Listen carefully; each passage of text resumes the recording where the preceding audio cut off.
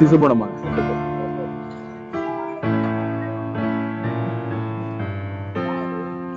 ఈరోజు మనం అదుపులోకి తీసుకొని విచారించి ఇప్పుడు ఇతన్ని మనం ఈ కేసులో ముద్దాయిగా 15వ ముద్దాయిగా మనం చేరుస్తూ అరెస్ట్ చేసి మనం మన జ్యుడిషియల్ రిమాండ్కి పంపడం జరుగుతూ ఉంది. దీంట్లో ఇంకా మనకు ముద్దాయిలు ఇంకా దాదాపు 8 మంది ముద్దాయిలు ఉన్నారు. సో వారిని కూడా తొందరలోనే మనం అరెస్ట్ చేసి చట్టపరంగా మనం ఏదైతే చర్యలు తీసుకోవాలనో ఖచ్చితంగా చర్యలు తీసుకుంటాం. దీనిలో ఏం ఇది లేకపోతే ఓకేనా. Thank you. ఏదైతే లభ్యమవుతా ఉంటాయో సాక్ష్యాలు కావచ్చు, ఆధారాలు కావచ్చు, వాటి ఆధారంగానే పోతాం తప్ప మీ మరి జనరల్ పబ్లిక్ మాకు రాజకీయాలు అవి మాకు వద్దు. అవన్నీ ఓన్లీ బేస్డ్ ఆన్ ఎవిడెన్స్ మేరకే మనకి అంతవరకే. కానీ మాకు మిగతా విషయాలు ఏదో కామన్ మ్యానో లేకపోతే పొలిటీషియన్ చెప్పినట్టుగా మాకు రాజకీయాలు మాట్లాడాల్సిన అవసరం మాకు లేదు. క్రైమ్లో ఎవరు ఇన్వాల్వ్ అయినా కూడా వాళ్ళు ఎంత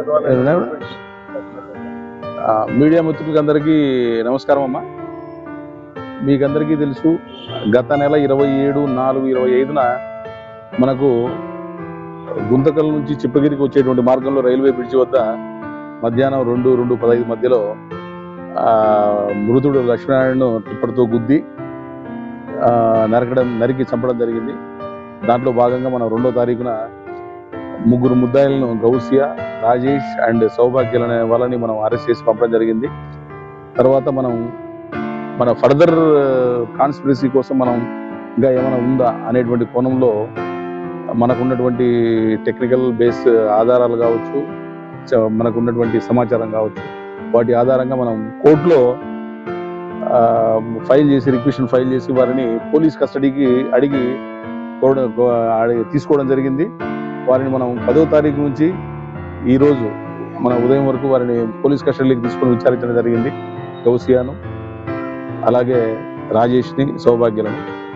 సో వారు అదనంగా ఇచ్చేటువంటి సమాచారము, మనకు ఉన్నటువంటి టెక్నికల్ బేస్డ్ కాల్ లాగ్స్ కావచ్చు, వాట్సాప్ కాల్స్ కావచ్చు, వాటి ఆధారంగా మనం నిర్ణయించుకున్న తర్వాత మనకు ప్రస్తుతానికి గుమ్మనూరు నారాయణ యొక్క అంటే మీకు పచ్చార్లపల్లి నారాయణ అనే అతని యొక్క ఇన్వాల్వ్మెంట్ ఉంది అని తెలిసిన తర్వాత మనకు ఈరోజు పొద్దున్నే మనం అతన్ని గుమ్మనూరు నారాయణ గారిని అదుపులోకి తీసుకొని విచారించడం జరిగింది. అదుపులోకి తీసుకొని విచారించిన తర్వాత ఇతని యొక్క ఇన్వాల్వ్మెంట్ ఉందని తేలడంతో ఇతను ఏంటంటే, ఇతను మీకందరికీ తెలుసు గుంటకల్లో ఉండి రాజకీయంగా ఉంటూ ఈ రైల్వే కాంట్రాక్ట్స్ వీటి కూడా అటెండ్ అవుతూ ఉంటాడు. సో వాటిలో భాగంగా ఈ మృతుడు లక్ష్మీనారాయణ కూడా ఇతనితో ప్రతి కాంట్రాక్ట్ విషయాల్లో పోటీ పడడం, లేకపోతే కమిషన్ల కోసం ఇబ్బందులు, ఇట్లా గొడవలు ఉన్నాయి.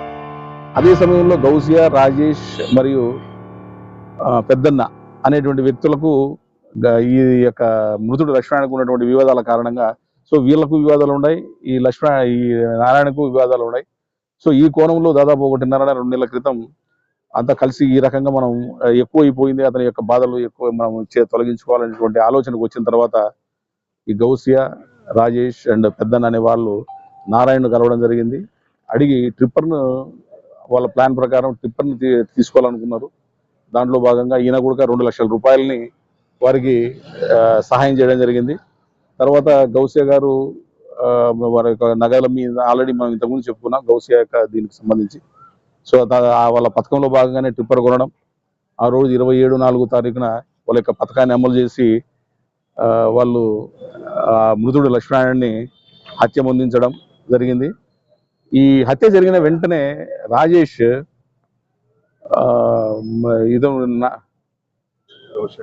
గౌసియాకు సమాచారం అందించాడు, నారాయణకు సమాచారం అందించాడు. ఎవరు? రాజేష్ అనేటువంటి వ్యక్తి ఇమ్మీడియట్ గా సంఘటన జరిగిన వెంటనే గౌసియాకు ప్లస్ నారాయణకు ఇమ్మీడియట్ గా ఫోన్ చేసి చెప్పడం జరిగింది, ఈ రకంగా మనం పథకాన్ని అమలు చేసామని చెప్పేటువంటి దాంట్లో.